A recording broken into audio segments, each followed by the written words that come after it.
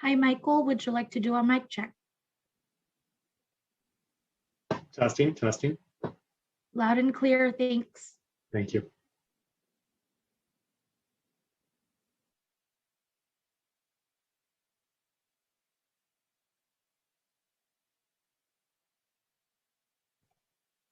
Since I have never done this before, how does one share the screen? At the bottom of your screen, if you hover at the bottom, there should be a green button that says share screen. I see it. You're going to go ahead and click that and then choose the window you'd like to share. Got it. Okay.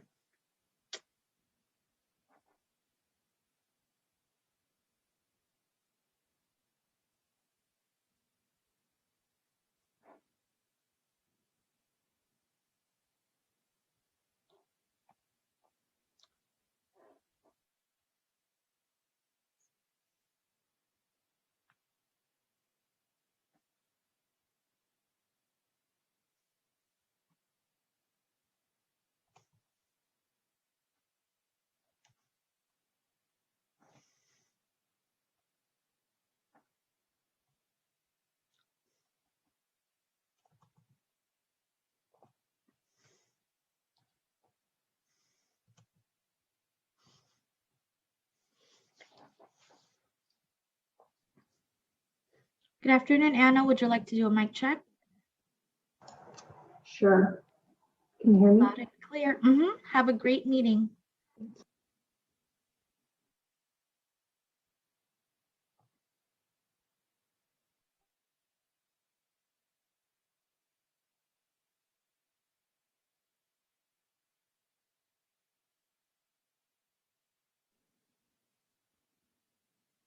Good afternoon, Chairperson Lee. Yes, good afternoon. Do I sound clear?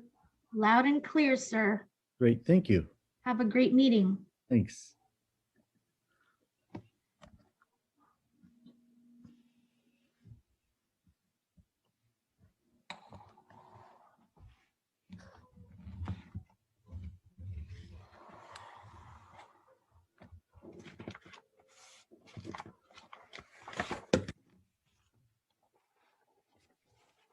Good afternoon, Miguel. Would you like to do a mic check? Sure, good afternoon. Loud and clear. Have a great one. Thanks, Jill. Sarah, would you like to do a mic check? Yes, hi, this is Sarah. Can you hear me? Perfect. Thank you. Thank you.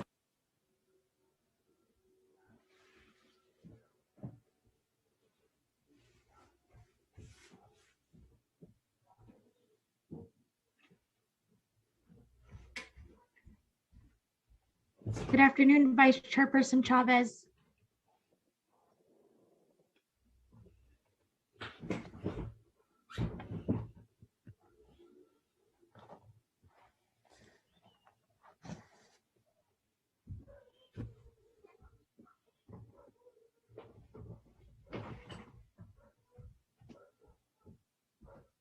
Vice Chairperson Chavez.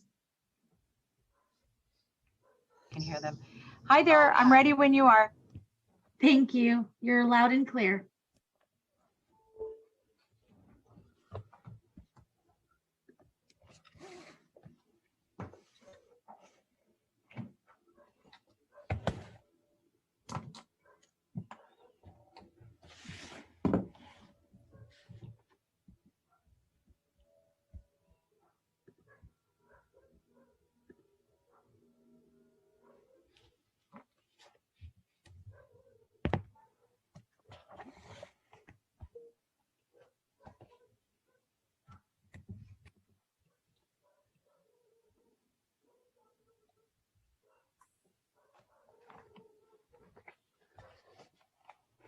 Colin, can you hear me?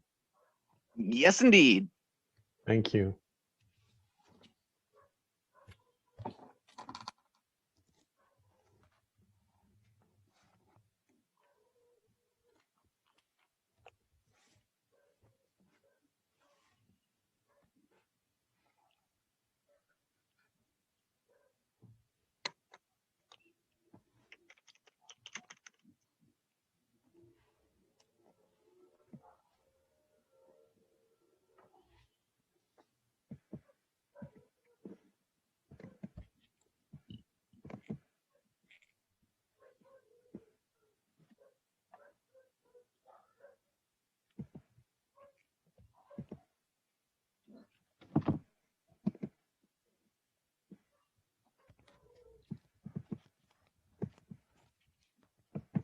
Okay, I see it's about 3:01 right now.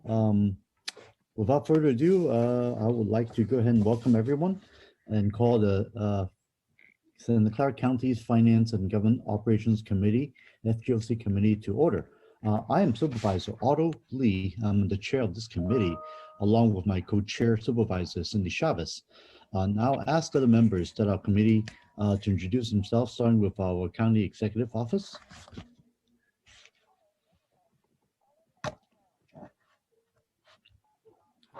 Hello, I'm Jeff Smith. I'm the county executive. Hello, hi, this is Miguel Marquez. I'm the county's chief operating officer. And hello, this is Greggy Torria. I'm the county budget director.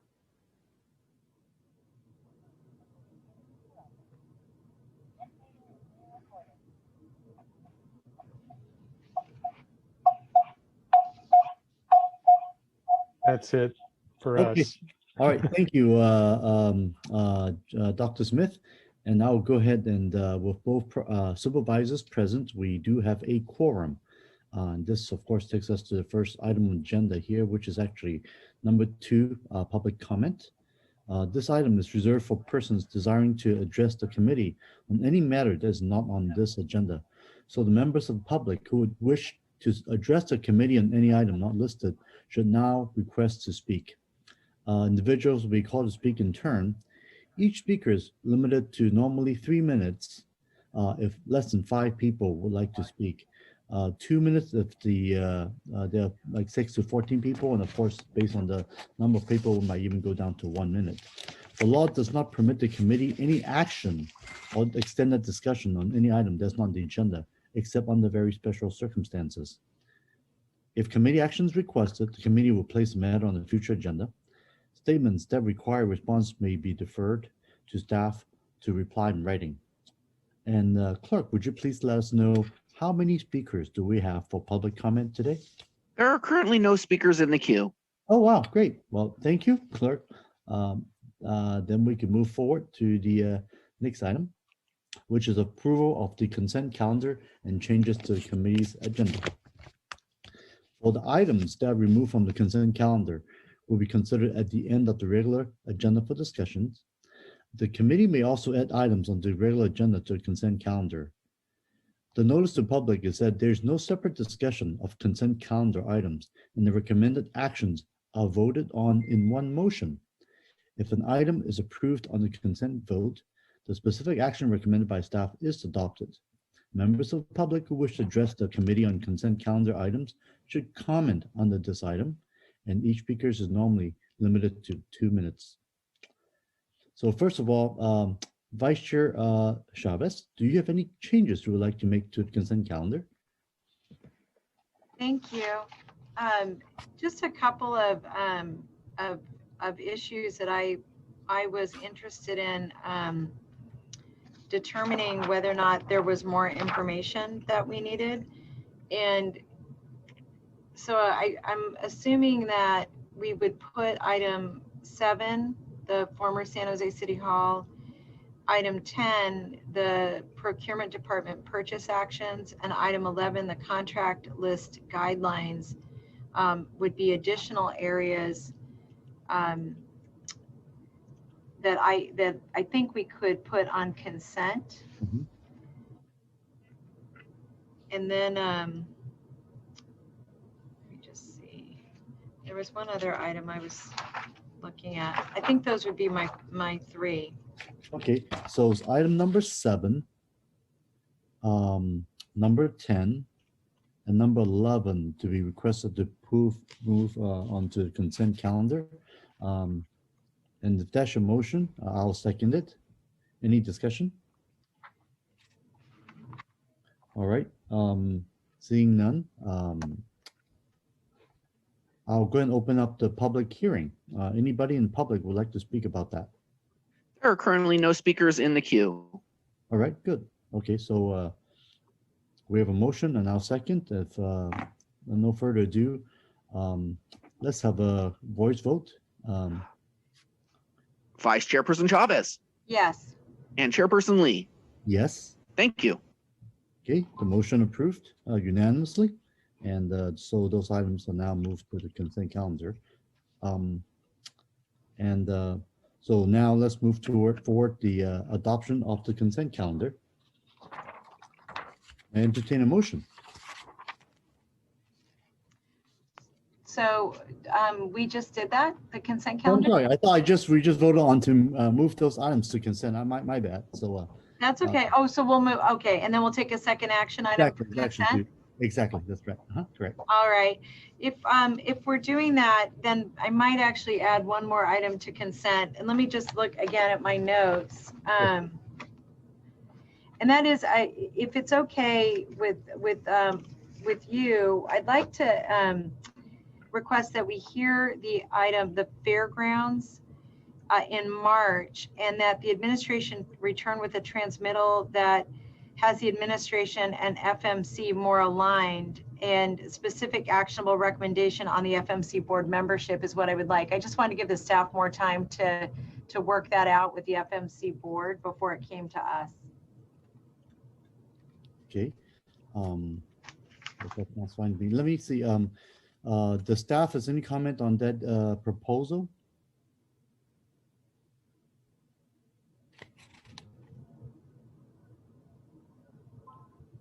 To defer item number 8 to March instead of this meeting? That's fine. We can do that. Okay, thank you, Dr. Smith. And I see Glenn Williams is trying to speak, but he's on mute. But I think, Glenn, if you just want to give a thumbs up. Oh, I see thumbs up. Very good. Okay, all right. So we're moving that as well to the consent calendar. So item number 7, 8, 10, and 11 to be moved onto the consent calendar. So may I hear a motion? So moved. Second. And clerk, please call the vote. Vice Chairperson Chavez. Yes. Chairperson Lee. Yes. Thank you very much. All right. So the consent calendar for 7, 8, 10, 11, 13, 14, 15, 16 has been approved. Okay, very good. All right. So the first item on the agenda today after the consent calendar is the management audit division relating to the mid-year status of the annual work plan. Today to present, I believe, is our auditor, Cheryl Soloff. Are you there, Cheryl? Yes, just a moment. I want to get my screen set up.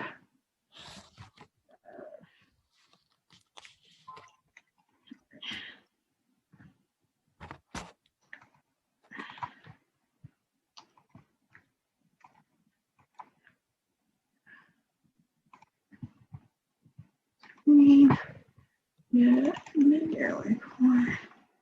Okay.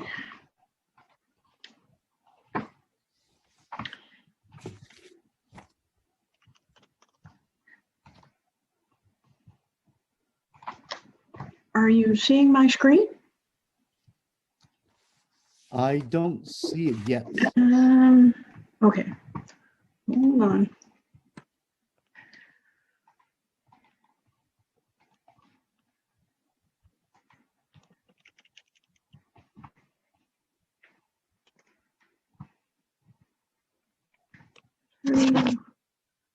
Hopefully.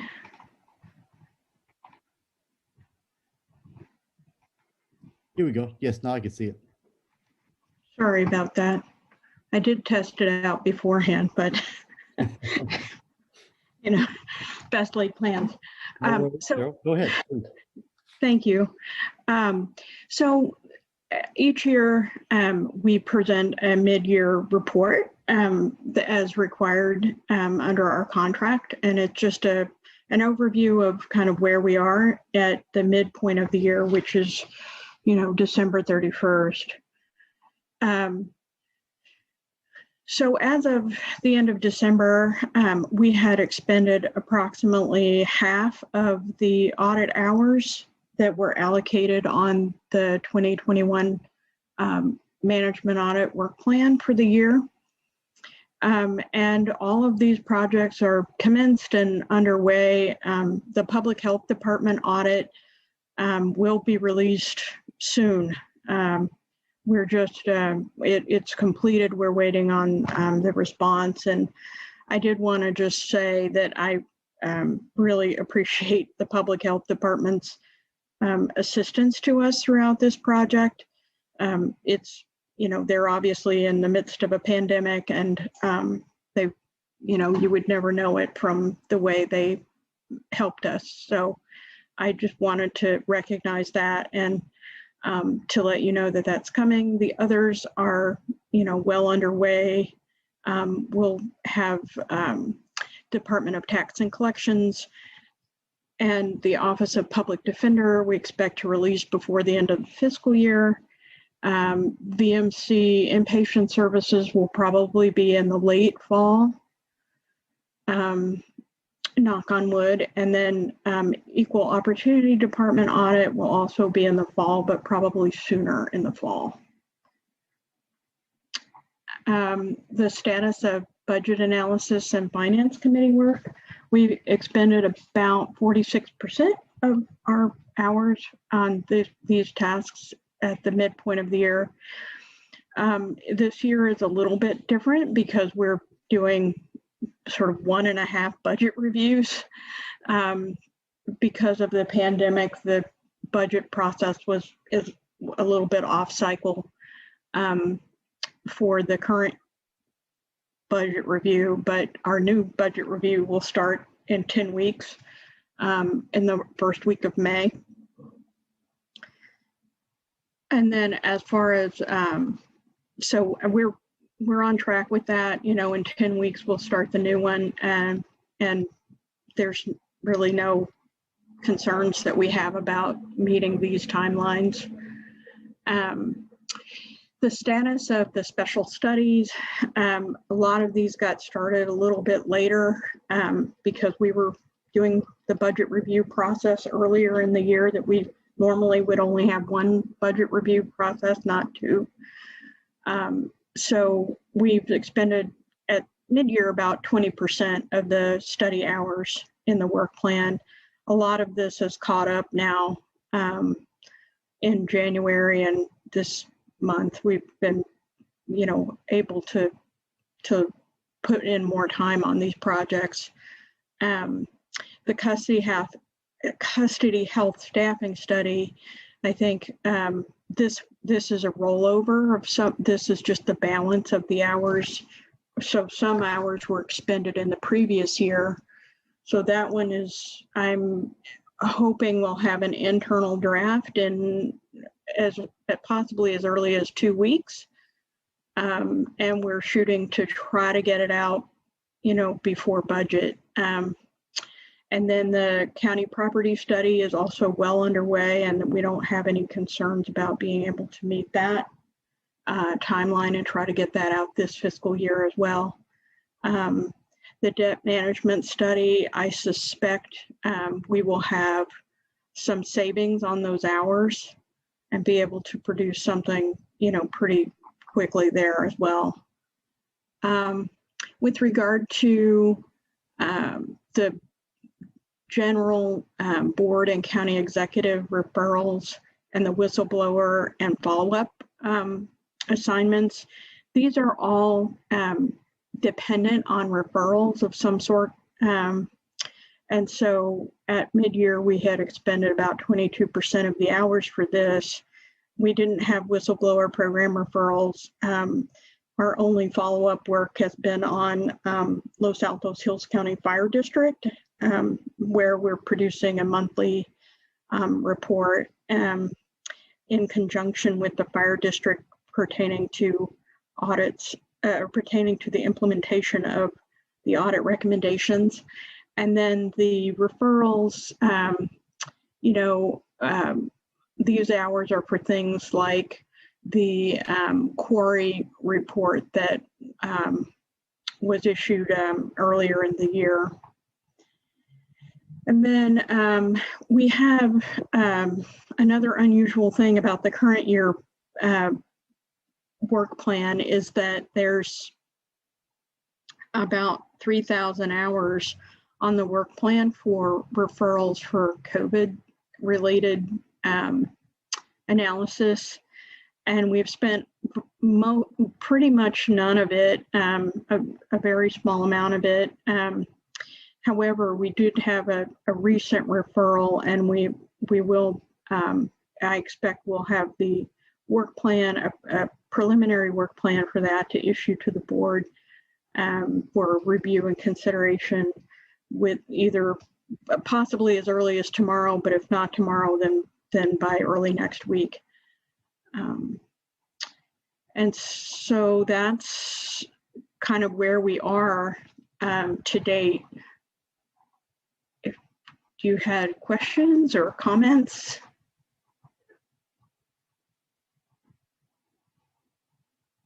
All right, let me unmute myself here. Yeah, actually, I don't really have a whole lot of questions. You mentioned the COVID-19 other hours is currently say 0, but you see that will be budgeted. That's for some of the assignments that's coming through referrals. I believe I saw it. I think I have one myself that is coming through on the agenda coming in next Tuesday. That's what you're talking about, right? These hours will be used for those type of research work, correct?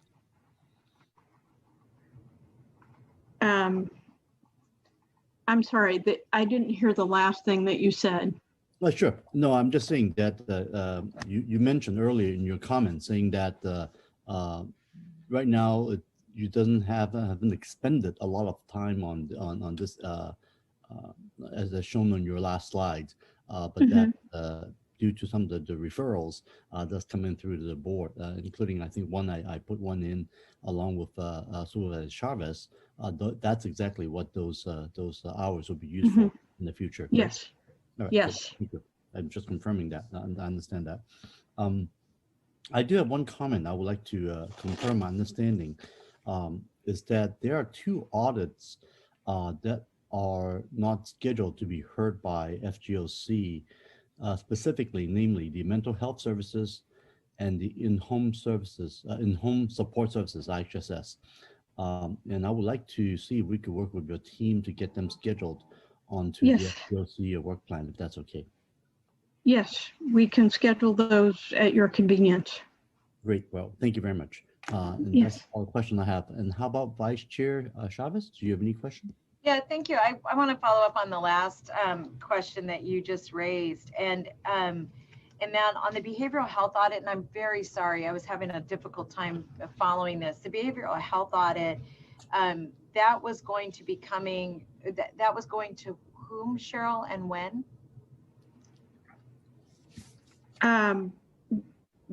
It's been issued. We just haven't. It hasn't been on the agenda. We're just waiting for direction on when to put it on the agenda for FGOC. Got it.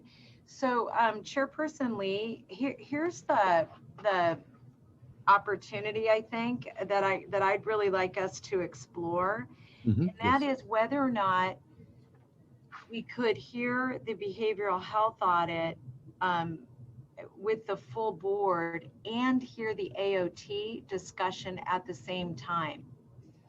And the reason for that is that some time ago, the board had a discussion about AOT practices, and we, at that time, the behavioral health department was going through a lot of different expansions and new services and the like. And the point that the staff raised with us at the time was that this was an unnecessary tool given these other advances and changes that had occurred with the behavioral health department. And so I actually think this is a high enough priority that we have 2 options. One, we could hear this at our next meeting, or we could work with the chair of the board to have a more robust discussion about our behavioral health services, the audit, and AOT in a significant, full board discussion. I'd be interested in your thoughts on that, Chairperson. Yes, thank you, Vice Chair, on the AOT question. So yeah, at the HHC meeting we just had, the issue of AOT came up, and the HHC Chair Smidian has requested staff to come back and actually schedule a standalone hearing in March to focus only on the issue of AOT, given the amount of interest. It was at our meeting yesterday. Certainly, it was lasted over an hour or so, but you could see that there's certainly more interest to discuss this.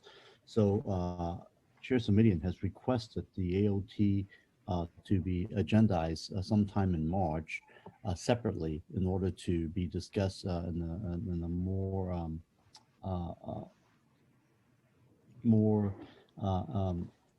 detailed fashion. And so I know that's being scheduled. And now I just want to make sure I understand your request is not so much wanting this to go to HHC. You really actually want the whole full board be looking at both of these issues together, right? Am I correct? Yes, I mean, it's within this committee's purview to hear the audit. Right. You know, so we could do that and hear the AOT item also. I mean, that's not going to be, I mean, it might be helpful. I know sometimes some of these feel a little redundant, but my interest is to make sure that the entire board has the same breadth and depth of information. Right. But I'm also comfortable if you are in diving into the audit here. And then asking the behavioral health staff to attach a discussion of AOT relative to the audit. Right. So, and that may be, and maybe Dr. Smith, if I could through the chair, ask Dr. Smith, sure, please. Just because I can't remember when this topic would come to the full board, the AOT topic. The AOT topic was scheduled to come to the full board next month, but HHC put it off until there was a more fulsome discussion at HHC. So if I'm understanding that you'd like to have both issues at the full board, probably the best way to do that is to bring that up on Tuesday to reassign the time period so that it'll, instead of going to HHC and then coming to the board after that, it will come sooner. There is some time urgency with regard to AOT. So I agree with you. It would be better to discuss both the audit and AOT at the full board.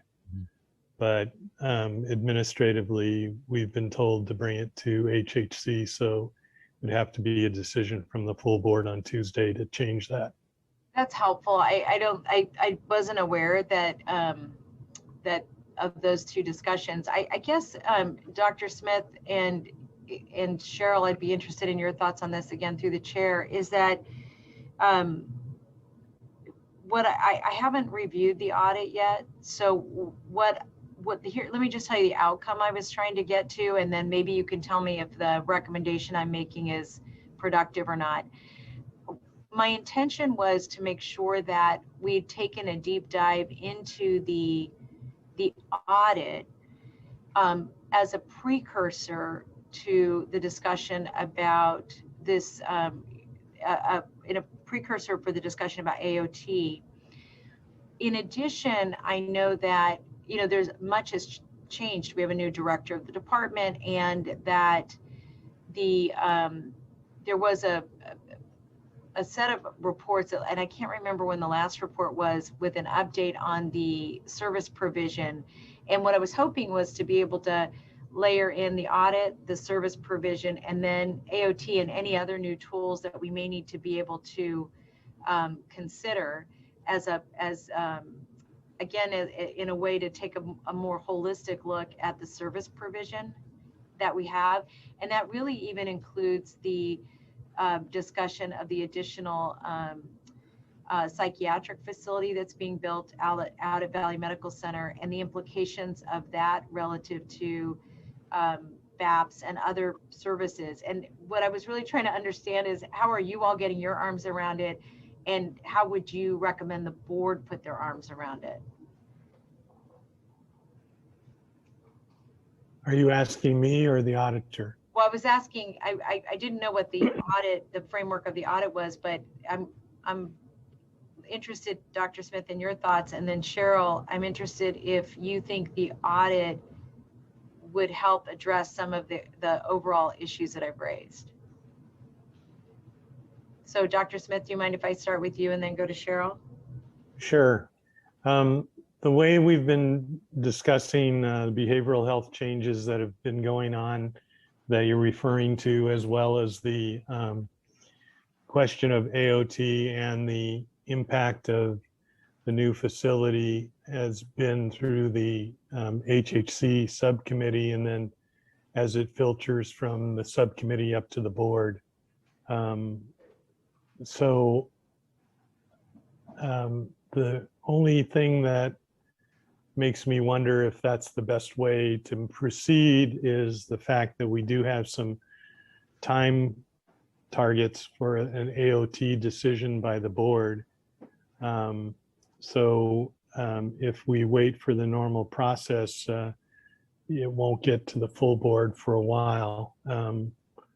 So I think it probably would be good for the committee to suggest to the board on Tuesday to forego the special hearing in HHC and bring the entire hearing to the board, consider the audit and AOT and an update of the new facility and whatever other issues you want discussed about the department at the full board, hopefully in March. Yeah. Cheryl, do you have any thoughts about the implications for the audit? I mean, in terms of how it impacts these other topics? You know, I think it would be fine to combine them and try to address the issues as a holistically. Okay. Well, maybe then, Chairperson Lee, we can make that request of our colleagues on Tuesday. And if our colleagues are not agreeable to that, that we can hear at least the audit and the AOT. I hate to pull just two out, but at least the audit and the AOT discussion at our next committee, unless we can hear them with the full board. And, you know, if Supervisor Simidian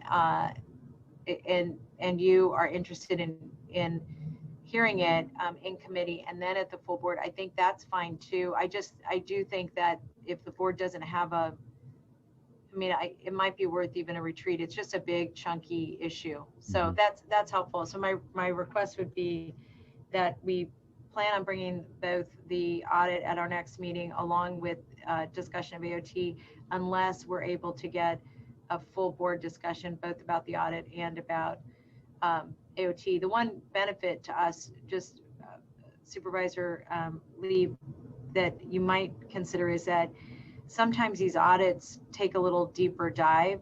Right. And if we hear the audit first and we can get this in front of our colleagues, we can refine the number of issues and perhaps strengthen the presentation to the board by hearing it first. So that's, I mean, either way, I think we'll have a good outcome. Thank you both, Dr. Smith and Cheryl, for weighing in on that for me. Thank you.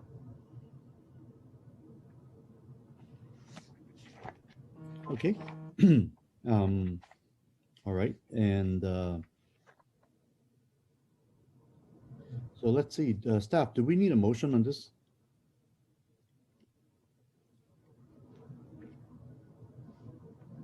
To receive the report? Well, I'll No, go ahead. Sorry, this is Steve Mitra, Assistant County Counsel. No motion is required to receive the report, but as convention. Steve, you're cutting out. Sorry. Sorry. There's no motion required to receive a report, but as a matter of convention, the board sometimes does that. Okay, just to have it on record, and then and of course incorporating the comments that's made by Vice Chair Chavez regarding the desire of having both the audit of the behavior health along with the AOT to be heard at the same time, either at the board. If the board doesn't agree by Tuesday, then we will bring it back to FGOC next month. Okay. All right. If in that case, Vice Chair, do I have a motion? So moved.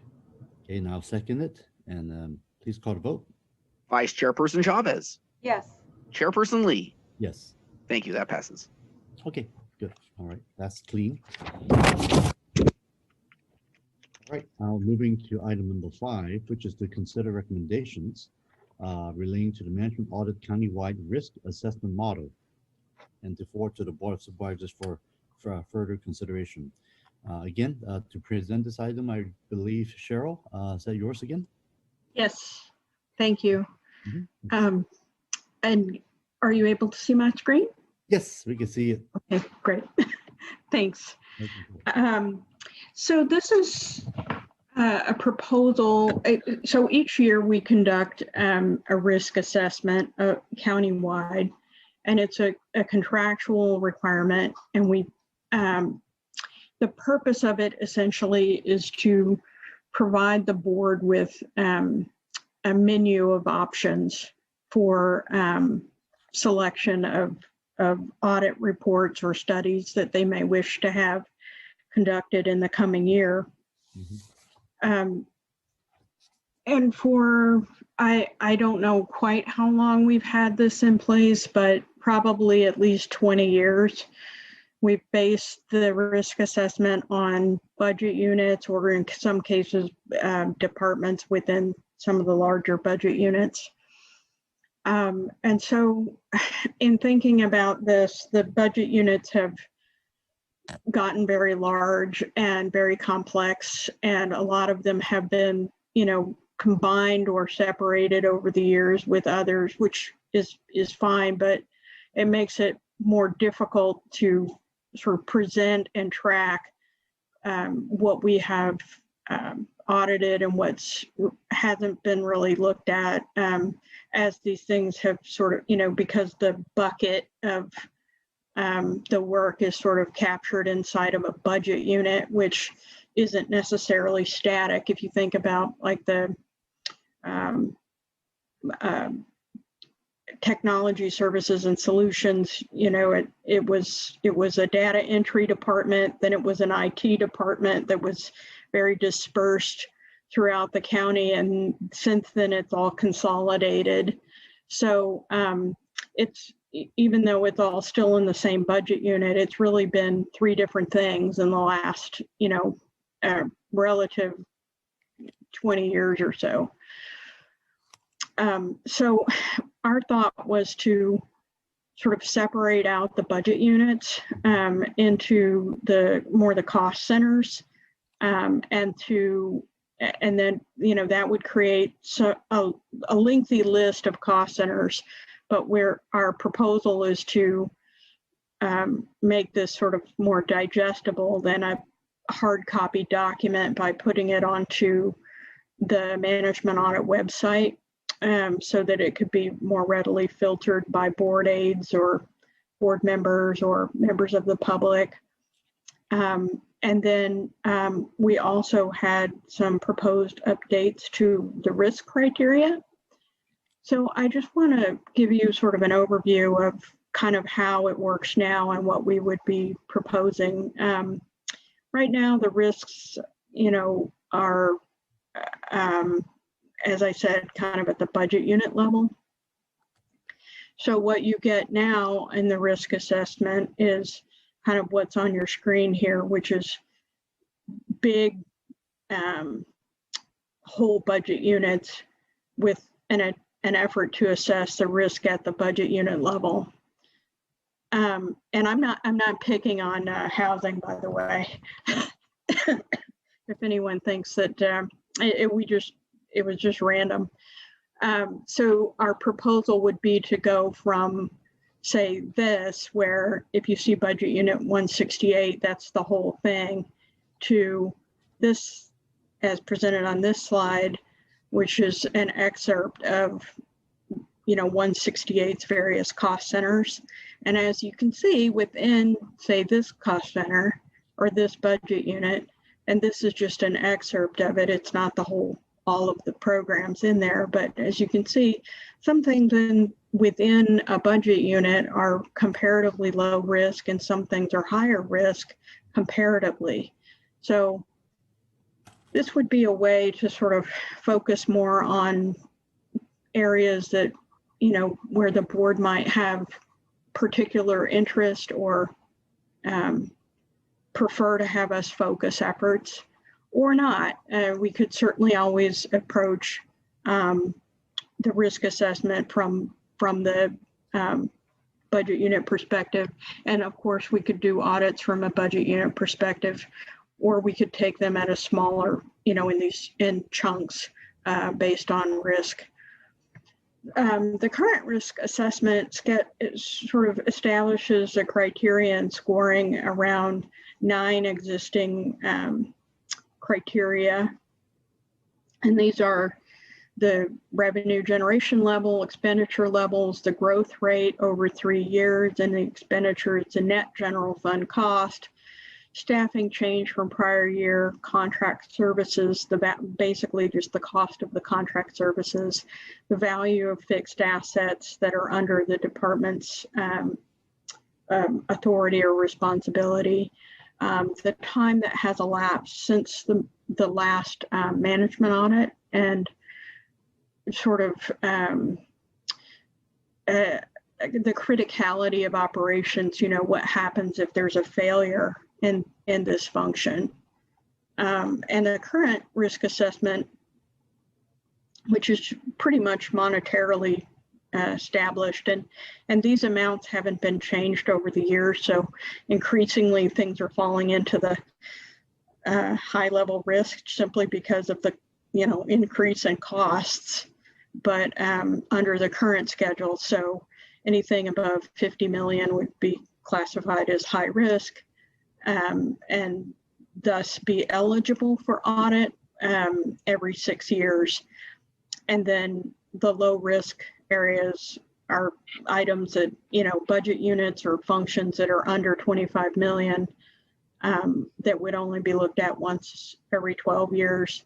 And then between those two amounts is once every 9 years. So what we're proposing in terms of the criteria would be slightly different, a lot of the same kinds of things, but slightly different in the sense that, you know, we're proposing to compare the adopted budget versus the actuals for the prior year and what that changes, the current modified budget versus prior year actuals, staffing change from prior year, total contract purchase order value at the end of the prior fiscal year, and the fiscal fixed asset costs at the end of the fiscal year. So those would be the quantitative criteria, and then the qualitative criteria would be still include the time since the most recent management audit, if any, whether or not the department is a stakeholder in the countywide emergency response or sustainability plans, whether there have been, you know, civil grand jury findings, legal settlements, workers' compensation claims over the last, say, decade. And then our proposal would be to apply the cycle, the high, medium, and low years across these, you know, cost centers.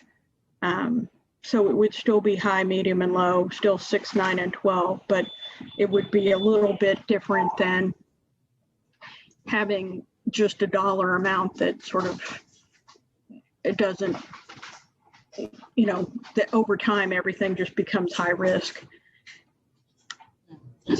So if you have questions, I'm happy to answer them. Thoughts? Thank you, Cheryl. I don't have any questions, but I'll see if my vice chair may have any questions. I wasn't able to hear what you said. Oh, I'm sorry. I said that I don't have any questions. Oh. In case you might have any questions. Okay, great. Thank you. couple things that one is, Cheryl, I really appreciate this format. I think it's really helpful, very crisp, and I really like it. One thing that I think we might want to look at as you're doing assessments is looking at the vacancy rates by department. And I think for a number of reasons. One, if it's a hard to hire department, that's got to impact risk. And then the second is that in terms of the vacancy rates, if there are, as specific as we can be, you'd want to take a look at the overall vacancy rate, but then also to specify if there are any of those vacancy rates that in and of themselves would move the audit up from a medium to high, right? Because of the service level. And then one thing we don't have really quite a handle on, it is in fact service level. And I think as Dr. Smith continues to add more and more layers of transparency to our budgeting process, that I'd be really interested in seeing if any of the tools we're using for budgeting are something in the future you would want to think about as it relates to criteria. I don't mean today, but just as something to align your work with, because it might impact not it might not have a significantly high dollar amount relative to the overall budget, but you could have budget risks that are significant. An example of that, I'm just using this because it's in front of us right now, is the challenge we're having with ERAF. And how you think about that. I mean, it's a significant risk to us overall, but there may be other trends like that long-term we want to be able to consider. So those would be more long-term recommendations. But if we could include staffing for now, and then taking on occasion a deeper dive to know what the service level risks are, I think would really round this out nicely. Thank you very much for your comments. And as far as vacancy rate goes, my suggestion would be to take out the assets value and instead substitute the vacancy rate as a criteria. Because the assets are, I mean, a lot of that is, buildings or whatever that might be managed by different entities. So I don't know how you would feel about that, but that would be my proposal. I do think the vacancy rate is representative of risk, and I would argue more so than assets under the authority of the function. It's funny you say that, Cheryl, because as you know, we've been working with FAF to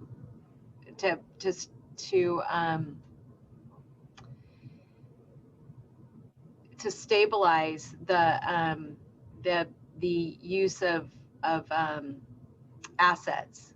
And and I appreciate, like, just as an example, under the last, at least since I've been here, we've been really trying to focus more on the purchasing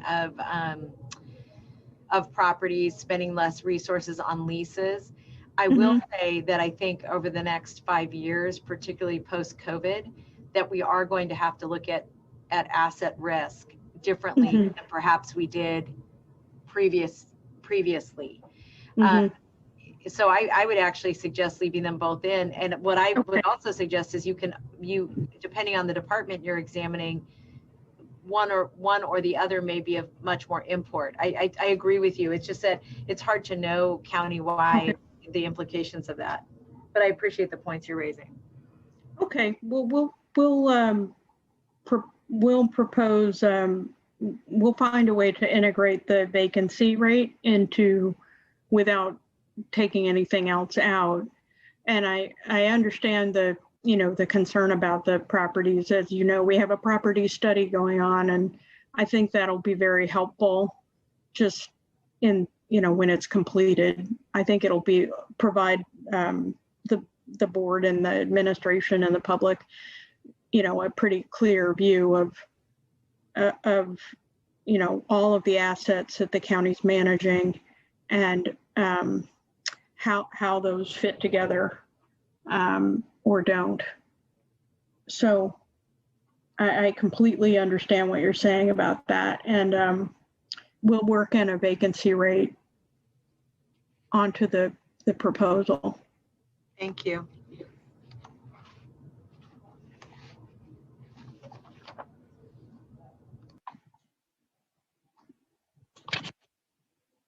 Okay, if there's no more questions from the vice chair, I would like to see if there's anybody in the public who would like to speak on this issue. There are no speakers in the queue. All right, if that's the case, vice chair, do you have a motion? I would move that we accept the report with the additions and thank the staff for their good work. And I definitely would second. And let's call the vote. Vice Chairperson Chavez Yes. and Chairperson Lee. Yes. Thank you. Okay, the motion passes. And now move to item number 6. Aha. So item number 6 is to receive a report from Facilities and Fleet Department relating to the energy services company project at the Valley Medical Center. This was a referral from the December 17th FGOC meeting. And to present today, I believe, is Jeff Draper from Facilities and Fleet. Actually, this is one item which I forgot to ask earlier, Vice Chair Chavez, is that I think there's a lot of issues. I think the staff recommendation is basically to not move forward with the audit, but I think there's quite a few more questions that I'm still have to ask. What I would actually like to propose on this is to see if maybe we could give a little bit more time, say maybe 90 days from now, to review this and then have them come back at that point, because I think there's probably more dialogue that could be had, and for us also to check in to understand the issue more, because I personally don't want to just let the audit go to end when it comes to saving our environment and green energy. Audit a lot of times I think can do both saving money and saving the environment. So is this something that you would like to entertain, Vice Chair? I'm fine with that. What I would just recommend, if we could have a not to exceed 90 days, because Good. if you decide that you want to bring it back sooner, I want to give you the flexibility as the chair to do that. So if you would like to, I could move a deferral of this item not to exceed 90 days being brought back by the chair. Yeah. Oh, that's perfect. Thank you, Vice Chair. That would be my motion. Okay, the motion. I'll second it, and I'll go ahead and open up to any public hearing. Anybody would like to speak on this issue? We do have a member for public comment. Would you like me to set the timer for 2 minutes? Please do. Yes. Okay. The next speaker is Irvish. I am unmuting you. Please accept the unmute. You will have 2 minutes to speak. The timer will start when you begin speaking. Thank you very much. I wanted to mention to the Government Financial Operations Committee about the report with respect to the energy services company to the Valley Medical Center.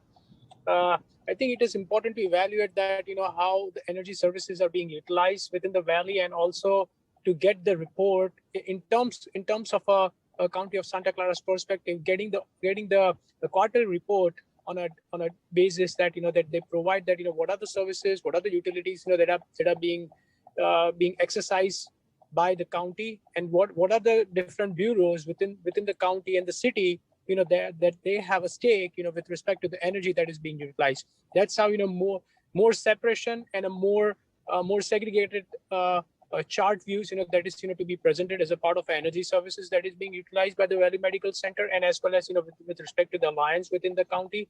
So that would provide more holistic approach towards that, how those services and the financial operations be working with the energy services in alliance, and as well as what are the Valley Medical Center services utilizing some of those funds with respect to the county in terms of operations. So by doing the quarterly reports on those bases, they will be able to get the more analysis about that, where the funds to be allocated on a quarterly basis. Thank you very much.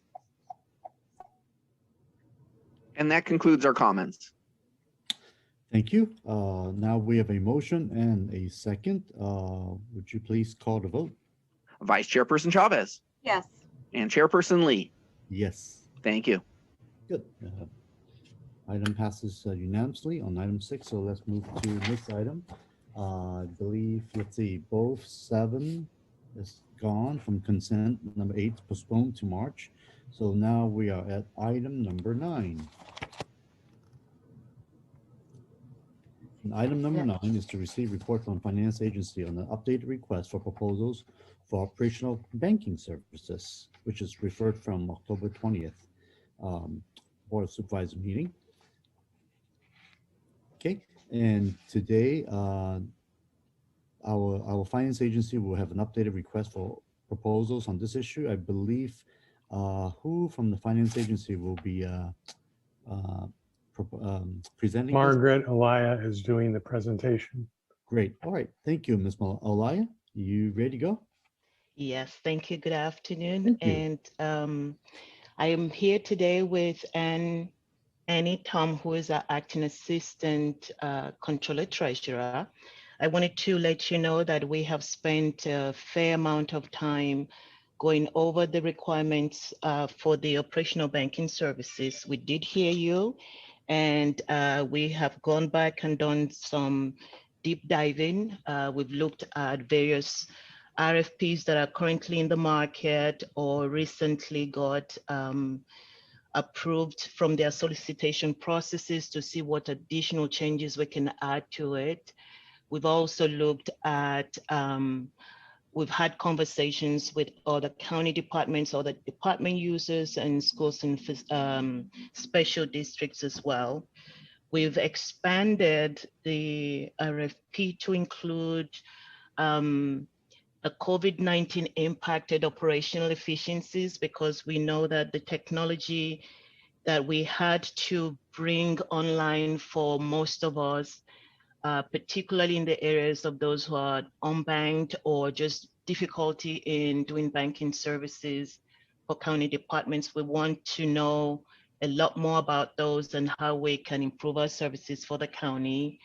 We are adding an expanded customer service delivery for us, particularly if we are anticipating moving to a new platform, a new banking service provider, and then focusing a lot also on the corporate and social responsibility to make sure that we have a banking service provider that aligns with the county's mission and our values, not to take advantage of our residents. So we have done quite a bit as it relates to the requirements for it. We've sought out other counties to see what they're doing, and we're working in collaboration with some of them just to pay attention to what their banking services will look like in the next year or so.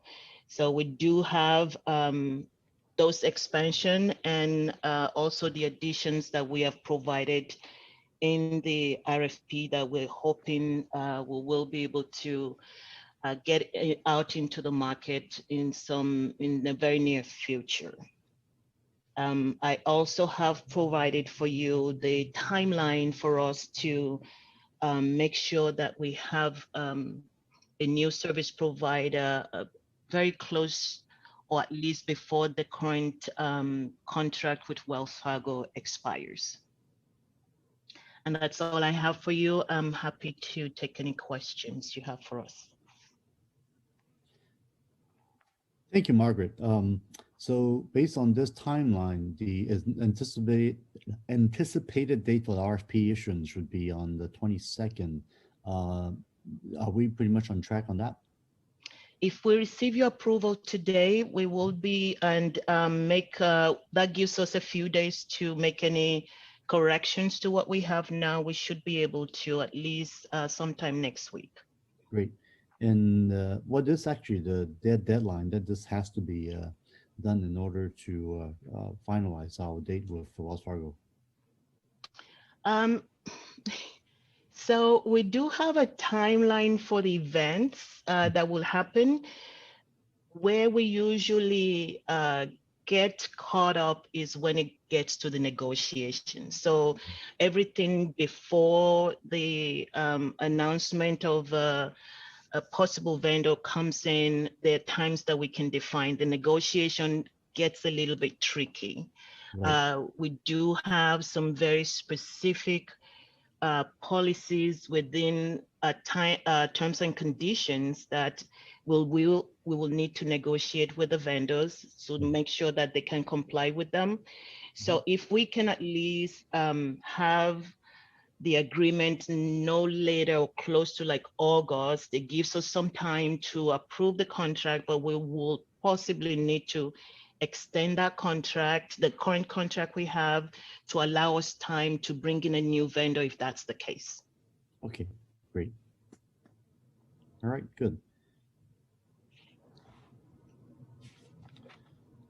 All right, and that's all the questions I have. Vice Chair Chavez. Thank you very much. And Margaret, thank you for the really incredible body of work. Is it possible for a proposer to have a partnership to propose? We can definitely have a third party or vendor have a third party.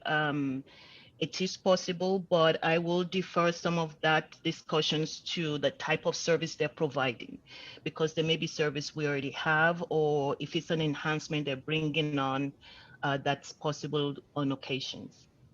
Well, one of the things that, one of the reasons I'm asking the question is I know there are limits in the laws for banks and versus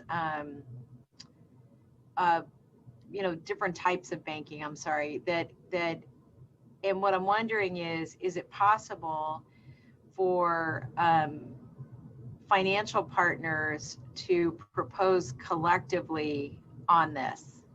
And really what I'm taking a look at, and I want to come back and talk about the criteria, but if in fact we're wanting to have a socially responsible vendor and partner, might that come through a partnership between, for example, a credit union and a bank, or a private bank, you know, an institution that normally does private banking that would need another banking partner to manage the significant throughputs that we're asking for? Maybe I can jump in on this Yes, one. sir. The answer is yes. The consortium of banking entities or financial entities could come up with a agreement themselves such that different components of the partnership were responsible for fulfilling different parts of the RFP, and that could be done. Obviously, it would have to be coordinated pretty well, and there'd have to be demonstration that they could actually accomplish the goals that are stated in the RFP, meet the minimum qualifications, but it theoretically could be done, yes. I think, yeah, Dr. Smith, the reason I'm asking is that I think this might be one of those times that from reading this, it appears as if we're looking for a single proposer, and nowhere in here, at least that I found, was there any indication that it could be a financial consortium. And I think if in fact we would be open to that, I think we just need to be explicit about that and verify that there would be no significant impact overall to the really good work that's been done here. But I like the idea of keeping our options open. Sure, we can add that in, make sure that it's clear that a consortium would be qualified if they met all the criteria. And thank you. And then the thing that means is that if we look at the evaluation criteria that you have, then the point structure that you have for methodology and the project teams make more sense. One thing that I think, given the strong direction from the board around corporate responsibility, that I'm curious about why staff, given the layout of, corporate strength, the project team strength, which feel a little similar to me. I think that the item 3 methodology is significantly different, but I wondered why we wouldn't take a bigger swipe at the corporate responsibility component, meaning instead of 10 points, giving that something like 15 or 20, and not necessarily to take away from the other areas you're examining, but only to demonstrate to the market that we're really interested in a corporate, in a responsible partner, because at some point we need to start making it more possible for financial institutions that really do want to play a leadership role in corporate responsibility to have a better shot at these kinds of opportunities. We can review the points again and adjust it accordingly. Well, I'm asking, I'm more. I think, yeah. So the biggest chunk and the work that they will be doing is in their ability to provide the services for not just the County of Santa Clara. We're looking at the schools and the special districts as well. So we do have quite a few people who they need to serve in their various capacities. I understand, and that's what led you to the point structure. Correct. Yeah, I'm open to leaving it, but I would just like, if you wouldn't mind just giving a little thought to that. And again, because I think we want to be able to make it a big deal, and if the outreach, we already make it a big deal, if you feel like that's accomplished, then I don't feel strongly about it. It was really just my kind of curiosity and wanting to make a bigger deal out of that. And then lastly, there was another chart. I apologize. I lost my place. On the qualifications component, and this is the one other page, I just was hoping that as you think about partner agencies, that this could be structured in a way that allows, for one, or if there's a, or for clarity, because if there's more than one partner, do all partners have to have the same charter or licensure, or does the partnership have to have it? And is the proposer considered one entity for the purposes of the RFP or RFQ, or is it multiple proposers? And I don't have a solution. It's just something I wanted to make sure got examined based on the opportunity to ask for more than one partner to apply together as a partnership. We will take a look at that as well. Thank you. And thanks for the good work. Thank you. Okay, if no other question, Clerk, do we have any public who would like to speak on this issue? There is one speaker. The next speaker is Irvish. I'm unmuting you. Please accept the unmute. You'll have 2 minutes to speak. The timer will start when you begin speaking. Thank you very much again to all the supervisors, and as well as the government financial and operations commission. I think what I wanted to mention about with respect to the financial bank request, there has been with respect to the finance industry around, there has been so many scrutiny about that, how the finance transactions are being managed. So it is very important that the government funds are being allocated as per the federal standards, and so would be there are specific federal standards which are known to be the FIPS, the Federal Identifier, a financial transaction, now being placed as a part of a science, innovation, and technology. Those transactions have already been identified as a classified and confidential, as those transactions are from a specific banking account, from a county or respective bureaus that is being performed. So those transactions continue to remain within the county's jurisdiction, as well as as per the federal standards, and so such that those transactions are only to be maintained and only to be done by the specific executives of the county. Such implementation, which is currently being underway from a science, technology, and innovation perspective, and I request the county executives as well as supervisors and as well as the county staff to implement those standards in a way that, that any particular given point of time, if any federal transaction that is under scrutiny or be considered to be in a question, that is always required to be represented on a certain matter, and in terms of a legality matters as well, because implementing those standards as per the FIDO and as well as the FIPS classification would allow the government organization to foresee that how the funds are being managed and how the bank routing codes, classification codes are applied to the government institutions. That concludes our public comments. Thank you. If that's the case, may I entertain a motion, Vice Chair?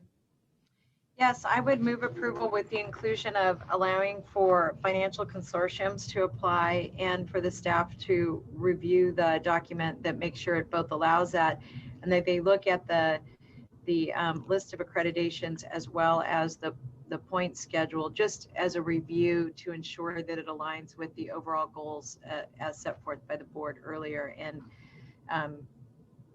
that would be my motion. Good. Thank you, Vice Chair, and I will second it. Without further comments, I'll go ahead and call the vote. Vice Chairperson Chavez. Yes. Chairperson Lee. Yes. Thank you. That's unanimously approved. Thank you, Margaret. Thank you. Yes, good job.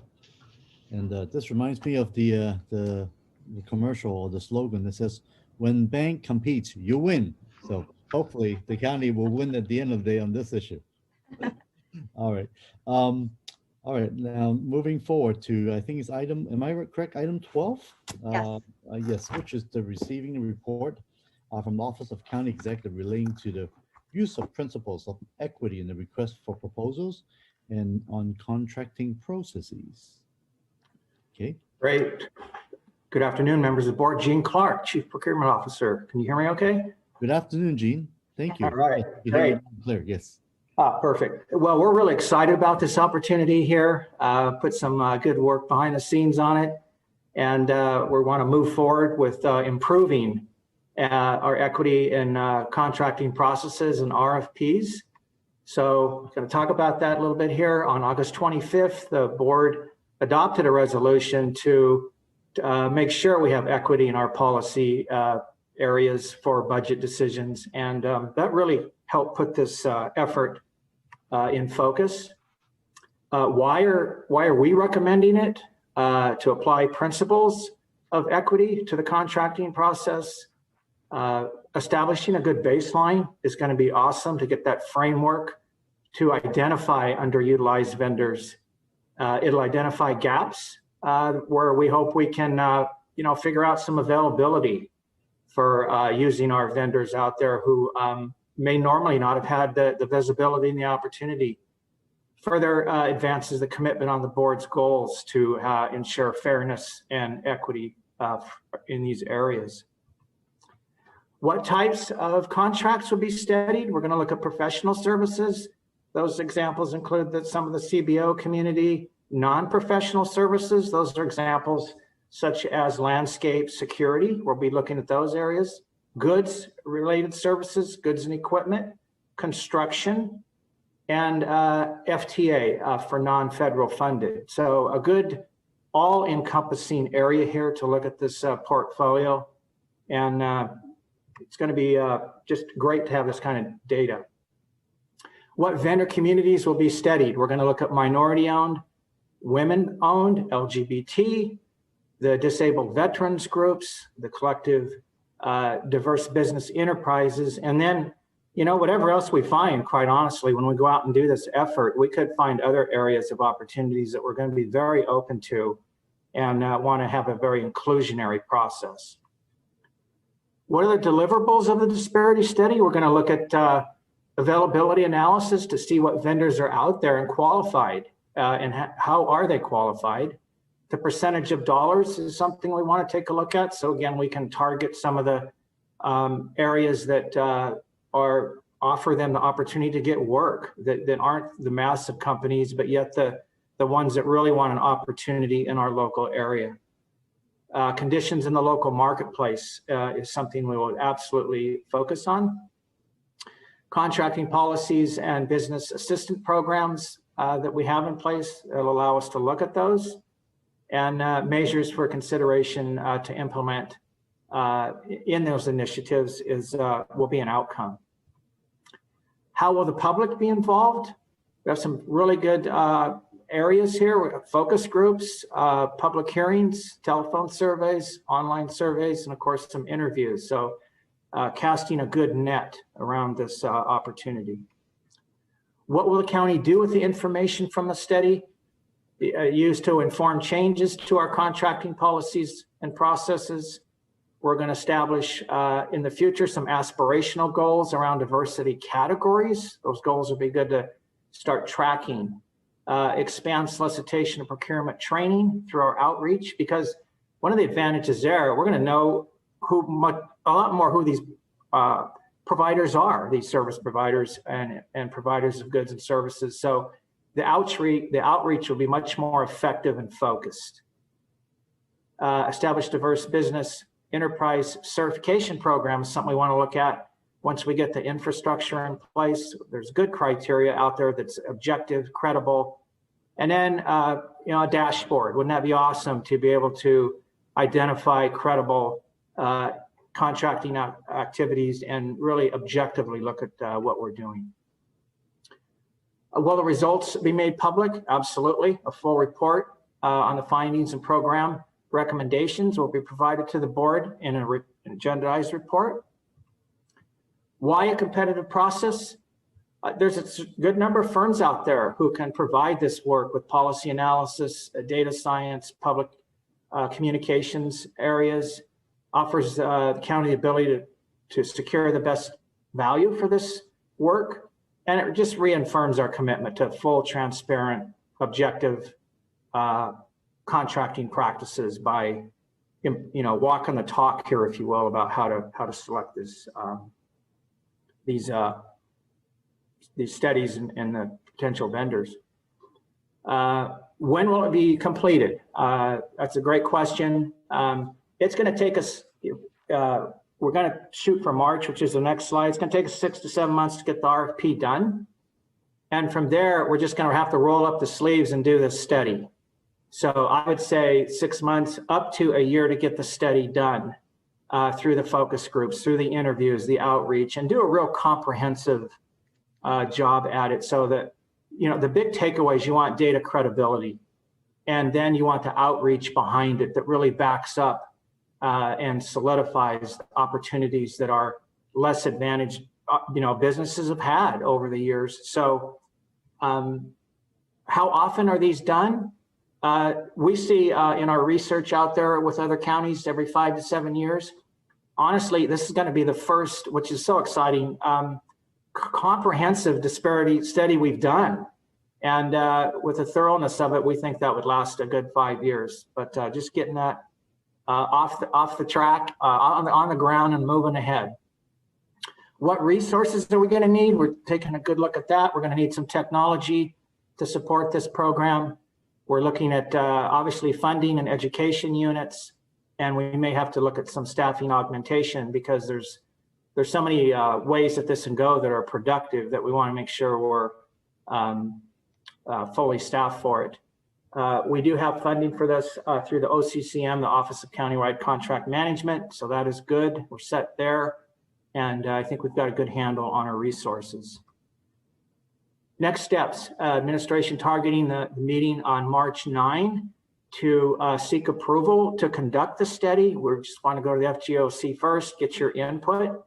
But I think in closing, try to provide some good comprehensive information. And honestly, we're just ready to go. Just can't be more excited about getting this program underway. Thank you. I'll open it up for any questions you have. Good, thank you. And Vice Chair Chavez, do you have any questions?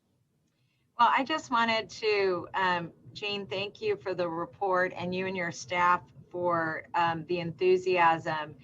As noted in the staff report, we as a board took an action last August to really deeply look at how we did a better job relative to equity in our policymaking. And really, I find procurement just to be such a critical partner. And by the way, in everything we're doing, environmental movements and, you know, and really engaging the public. And I like the idea of a really robust outreach. I do just want to better understand the disparity study framework. And I'm presuming that disparity studies refer to a specific type of study or a specific type of approach. And I was wondering if you could just talk a little bit about that. Sure, sure. It's going to be looking into the components of disparity and how they interact with vendors or these small businesses. What protocols do they have to have in place to be certified in particular areas? What skill sets do they need? What are the outcomes that one tries to derive out of this, including getting good opportunities to allow them to be educated themselves? Because if you don't take the time to educate that community through outreach, they're at a disadvantage right there in themselves. So it's a multi-pronged approach to identify, one, who they are, two, to start a collaborative effort, if you will, through outreach, through education, and actually meeting with them and understanding what they do and how that aligns with county requirements. So a lot of it is about education and getting them ready, if you will, to provide good information and that we can then assess. And moreover, I would say it's so advantageous to learn who they are, because some of these, if you don't do these strong outreaches, these smaller companies they can struggle and they may not know where to go and how to work with government. So that is a great takeaway around that. So I think in summary, the real takeaways of this are identification of them, getting them prepared, learning about them, and then strong outreach so that it mobilizes them, if you will, to engage with the county. You know, just two reflections on that. One is that I think that, one opportunity I think may be to restructure our processes. And, and I didn't see that. I saw doing more training, but what I think the flip side of training is lowering the drawbridge to accessing how we do contracting. And very specifically, what I'm interested in understanding is whether or not one of the products of the disparity study, and this could either be by the researcher or by your team, can be any concrete changes that we need to make to make the ability to work with us more accessible. And I will just share with you, Jean, earlier today I was having a discussion with somebody about an issue that we're going to be bringing to another committee, but at the core of it was looking at elements of universality in design. I'm not even sure I said the word right, but universal design as a prerequisite to really addressing equity, because really taking the first notion of access and utilization, with a level playing field. I know we talk a lot about level playing fields, but thinking about it more in your body of work. And I'll tell you what got me thinking about this some time ago was that Supervisor Simidian some number of years ago brought forward and allowed me to work with him on these playgrounds that had universal access to them, where you could have anybody from a mom with a stroller to a child in a wheelchair to a senior, a great grandparent able to access it with the youngest children, because the design was really designed for anybody to be able to use. And I'd really like us to push that down through our organization, because I think part of how we address transparency and equity is really, like I said, letting the drawbridge down so that it's, so that more and more people can enter. And I wonder if that's a natural product of a disparity study already. Those are such excellent questions. And let me tear down on it a little more, because the answer is yes. Can we take a look at, let me give you a few examples. Can we look at insurance opportunities that may be lower or waived for particular situations depending on risk?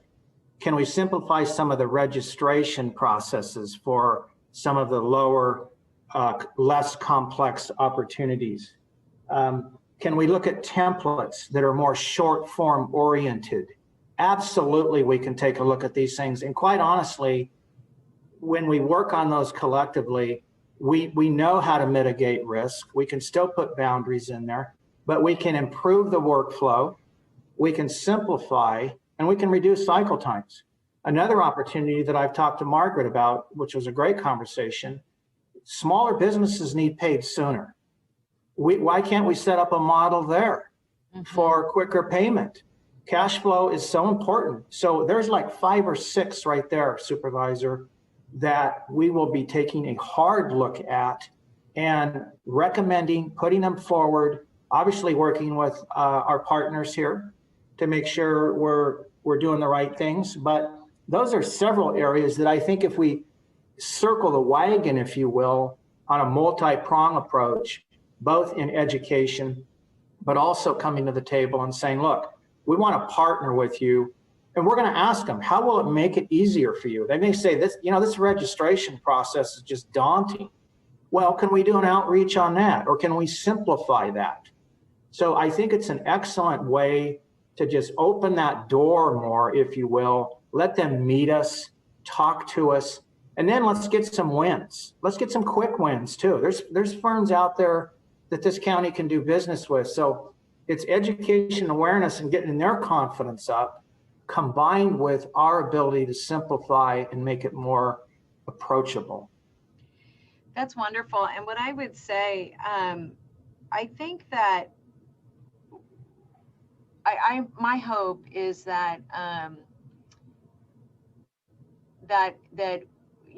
you kind of refine the scope, call out those byproducts, and we get that timeline. That I also think that you're very wise around the